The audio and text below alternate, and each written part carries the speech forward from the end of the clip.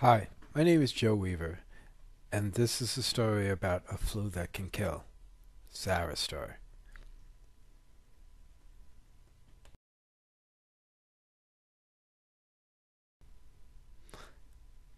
Influenza. So what is it? The flu is a contagious respiratory illness caused by the influenza virus, and those susceptible, such as the elderly who are over 65 years of age, and the very young, from birth to 2 years old, the flu can be deadly. The flu is a highly infectious viral illness, not to be taken lightly. And now I would like to introduce Sarah's story.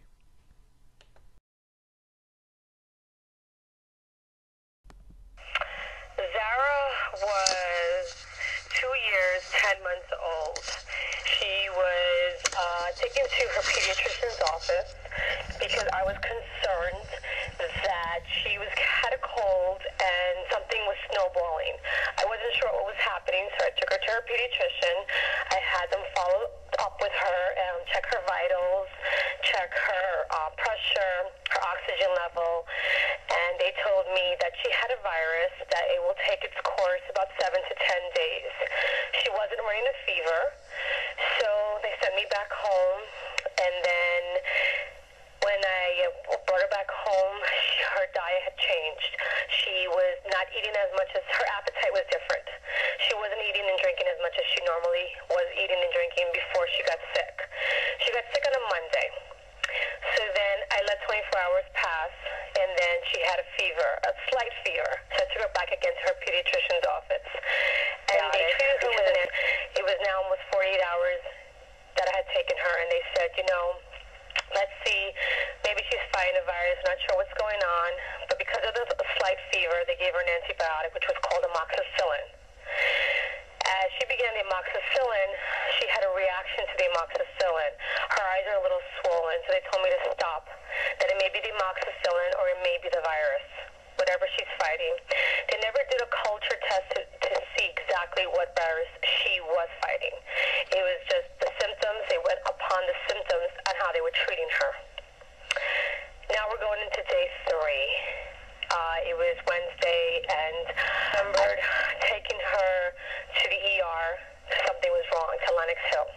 I didn't feel something was right, so I had them do blood work. And when they did the blood work, it came back. It was just a virus. They couldn't detect what it was again. It was hard to draw blood from her. I remember she cried, and they drew blood, and they checked to make sure everything was okay. I guess her platelets, her blood level, I have no idea. I was at the mercy of the doctors in the ER. And I came back home, and now she hadn't had a bowel movement, and she wasn't, had wet diapers. So something was wrong. And I said something's wrong. So I took her to New York Presbyterian, to the ER there. And they said, your daughter is dehydrated. We're going to put her on fluids, going to keep her for a few hours, and God willing, we'll send you home. So I said, okay, the virus is taking a toll on her. That's why they need to start fluids on her. So they started fluids on her. I remember she had the IV, and she kept fighting me and saying, Mommy, no. Home, well, we stayed for a good 24 hours in the ER, and this was now Thursday. I brought her back home in the middle of the night. I remember we did discharge first thing in the morning. And we went home, and she was okay. She was talking a little more. And this is now almost going into day 5. And I knew she was better than she was. I guess the fluids helped her a little bit. And I remember taking her a bath. She ate a little bit better. She had McDonald's chicken nuggets, was her favorite. And that was like something, a treat, and she ate it. So I was happy with whatever she would eat. And then I remember taking her a bath and saying, Zara, come on, you need to snap out of this. You're sick, but you're going to be better. And I took her a bath, and that was her last bath. Because that night, we called the ambulance because her temperature was dropping. Her body temperature was at 95. The EMS came in, took her body temperature, and they said, this is unusual, something's not right.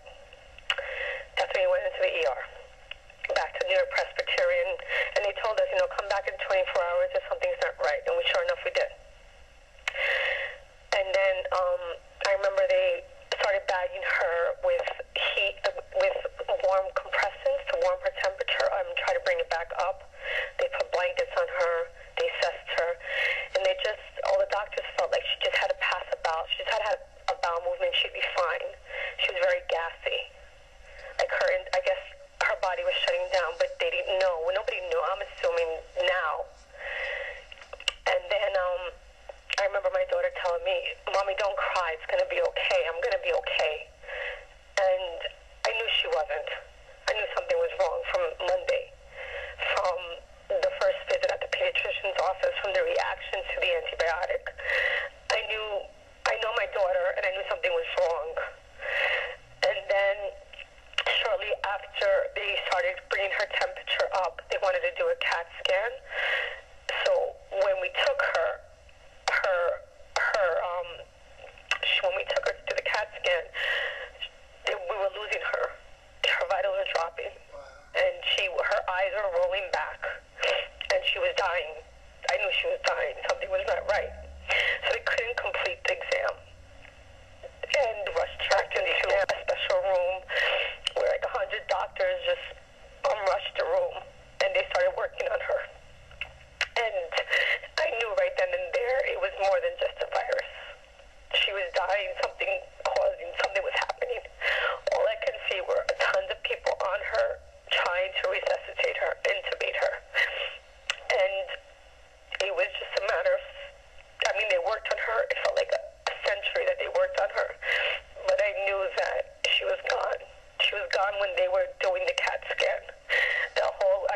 Whatever they were trying to figure out what was going on, I knew something was wrong. And she was gone then because she wasn't responsive. And before you know it, they came out and they told me, "We lost her. There's nothing around it. We lost her." And then of course I needed to digest what just happened because they still didn't know what she died from. So they did an autopsy, and she died from myocarditis, from having influenza type A, which attacked her heart, which caused her to have an enlargement, which caused her to die from myocarditis. So the virus that she had was influenza type A. And I don't understand because she was vaccinated. I don't understand what went wrong. And knowing today, I guess, a virus is a virus and it's deadly. I know that vaccinations can help you, but I don't know what happened. All I know is I sat with the examiner. We went over this. She wasn't the only child that month that this had happened to. It was a very stressful flu season. A lot of children were dying. And it was something I had to still digest today. Influenza is a deadly disease. It's not something to take lightly. If a child has influenza type A or influenza period, you should get them vaccinated. You should watch them, monitor them, because it is a deadly virus. It's not something to take lightly.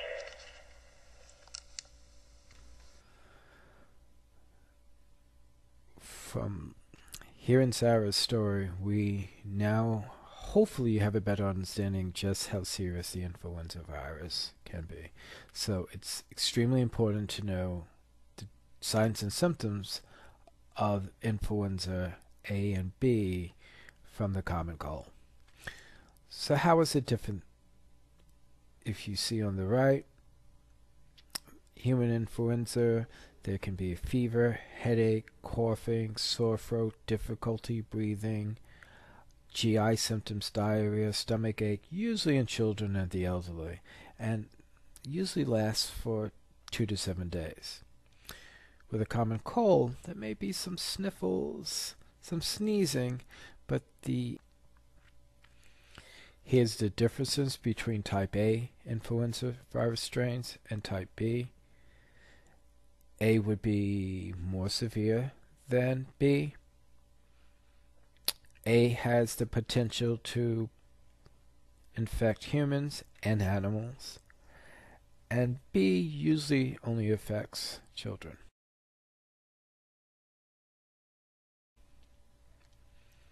Now, the flu isn't just a common cold.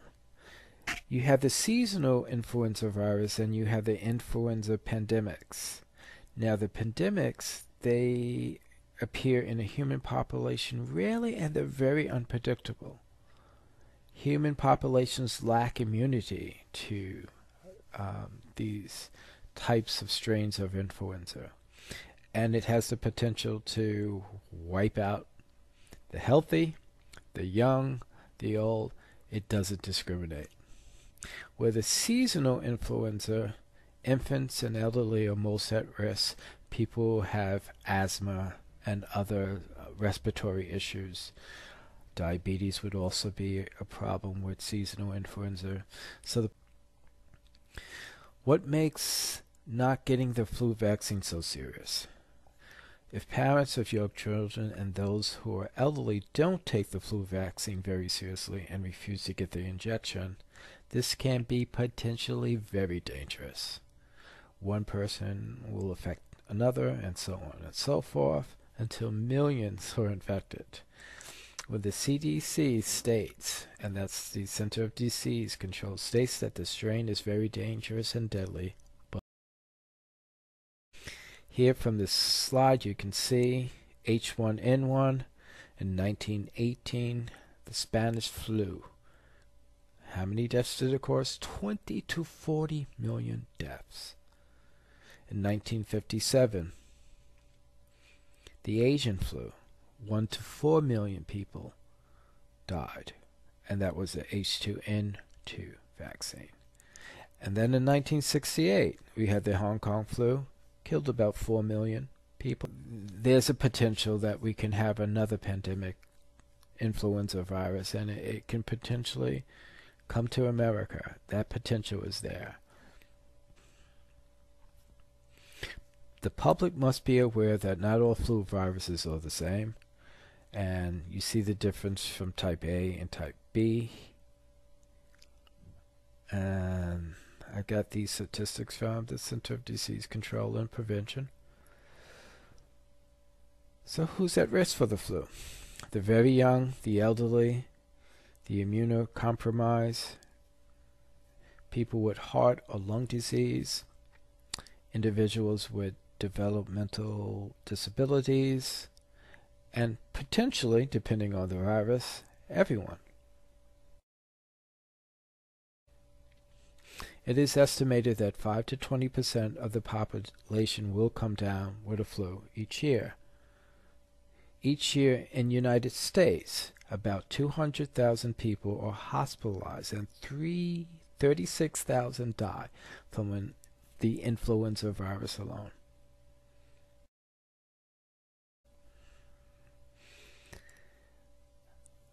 The flu costs us a lot of money. Economically, it puts us back $87.1 billion. Loss of sick time for work. Parents must stay home with kids if they're infected. So not getting immunized could cost you and your family more than just money. It can make you sick.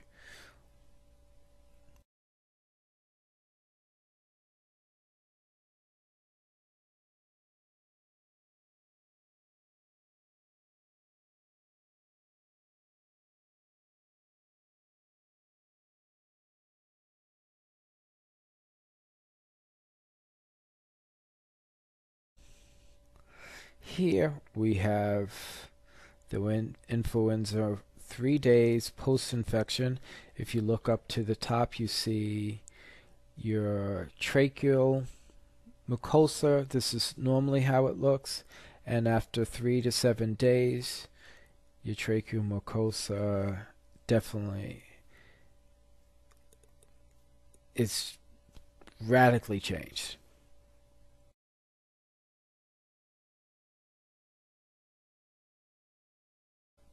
As we learned with Zara's story, dehydration can come into play. Because the immune system's down, you can have issues with other bacterial infections coming in. It can affect the lungs. It can also affect the heart. And it can worsen potentially anybody who has any chronic medical conditions such as congestive heart failure, asthma, diabetes, or COPD.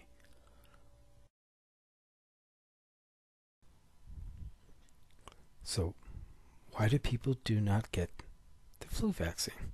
Well, according to a Harvard University poll, 41% surveyed stated that they will not get the flu vaccine or vaccinate their children, even if the vaccine was free. Why? Because many people don't trust the government. Many people says, it doesn't work. It's a bunch of garbage. And 17% said that they are unsure if they would get the flu vaccine, according to a survey in 2012. Number one, a lot of people believe the flu vaccine gives people the flu. Some people believe that the flu vaccine is too new to be safe.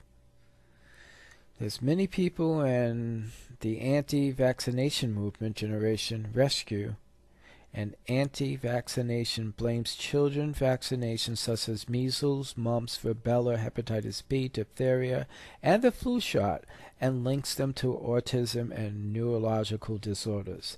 They blame this mercury preservative that is found in some vaccines back in the past, but it really hasn't been used since 2009.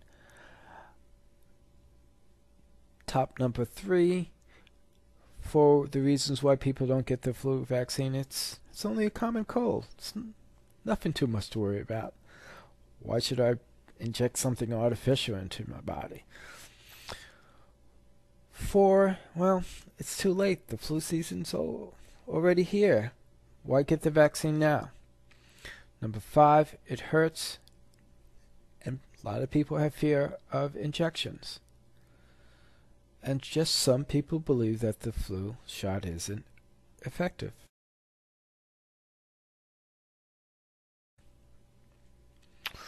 Now let's go back to 2009, H1N1. According to researchers, an estimated 151,700 to 575,400 people died as a result of the swine flu outbreak during the first year alone. So many people believe the government was just using scare tactics, but they weren't. We don't want a repeat of the pandemic strains of the 20th century.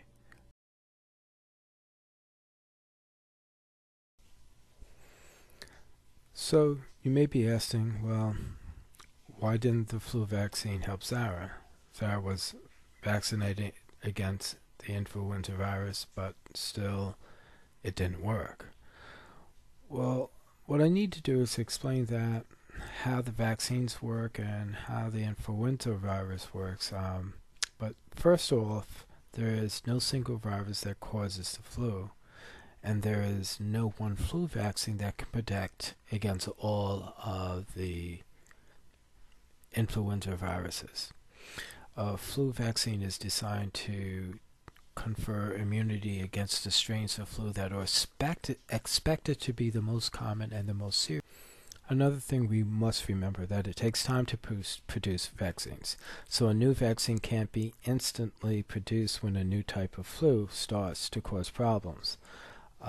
So it can't protect all, being that the flu vaccine normally is good for 2 or 3 of the most common strains of viruses at the time the vaccine was produced. But it wouldn't be effective, of course, if someone's bringing influenza from another country into, say, the States. At that time, we would not be protected. But the following year, we may be protected from that flu virus that came from country A to country B. So it's not a perfect science. So of course, here are the references, and hopefully I have shed some light about how the influenza virus works and how the flu vaccine can potentially save lives. So please get your child, yourself, and your loved ones vaccinated. Thank you.